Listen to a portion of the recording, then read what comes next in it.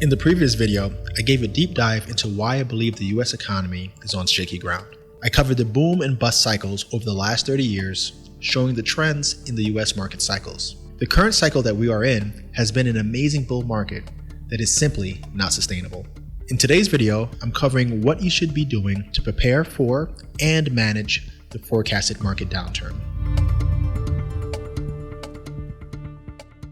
The thing that you should be doing right now, in all honesty, is trying to reduce all your debts. Try to bring yourself to the most favorable position as possible by having no outstanding debts. That's your automobile debt, your student loan debt. Try to pile away at your debt as much as you can, because it's going to be that kind of cripples you.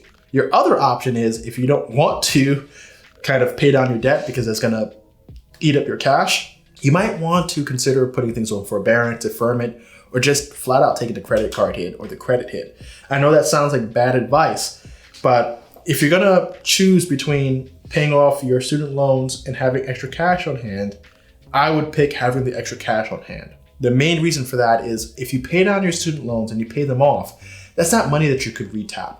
If all you have is credit card debt and maybe automobile debt and you're able to pay that off, that's kind of good debt to pay off, because your credit card, you could always retap that money if you really needed it for something else. And the automobile is an asset, albeit it's a depreciating asset, but it's an asset that if you needed to liquidate, you can. You could sell your car, switch off to a bike or public transportation, get more cash on hand to make some sort of move with. When you pay off your student loan, that's it. The money's out the door. So if you're going to be paying off your debts, do so in a smart way. Even if you have the opportunity to take advantage of one of those consolidations where they're kind of offsetting your interest rate for a year or 18 months or no payment sort of scenarios, if you're getting those offers, you might as well take advantage of them now. Consolidate your debt into one clean, low payment so that you have some breathing room. Because when things get real and the price of goods start going up, everything gets more expensive, your employer starts to reduce your hours or cut back on overtime and things that you're dependent on, you're gonna wish that you had lower debt and less responsibility and less obligations to meet every single month.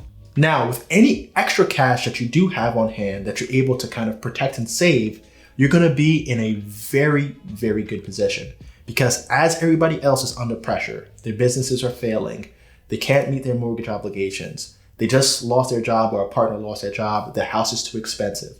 Once these economic pullbacks happen, assets and the prices of assets come back down to earth. Right now, real estate prices are outrageous.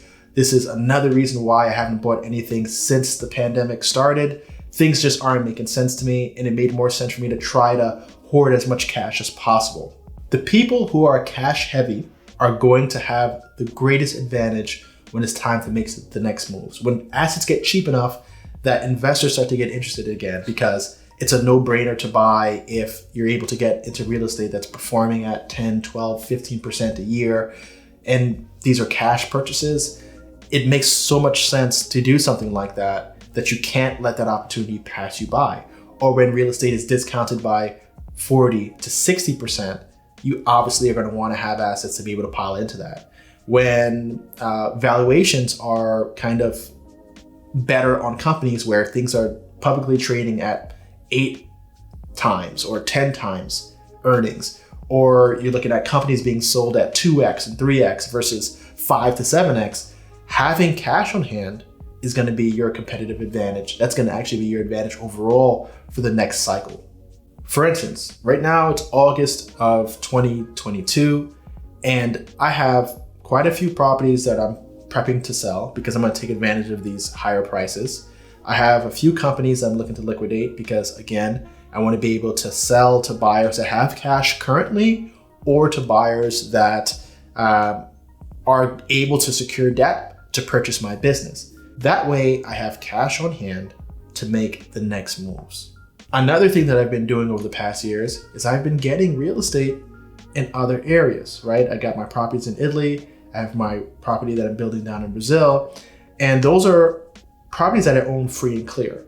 The property that I live in right now is a 3-family home that is subsidized by Airbnb and tenants. And I'm not paying out of pocket for that either. I've been doing everything I can to get myself super lean. I sold my Porsche. My car is about to come off lease.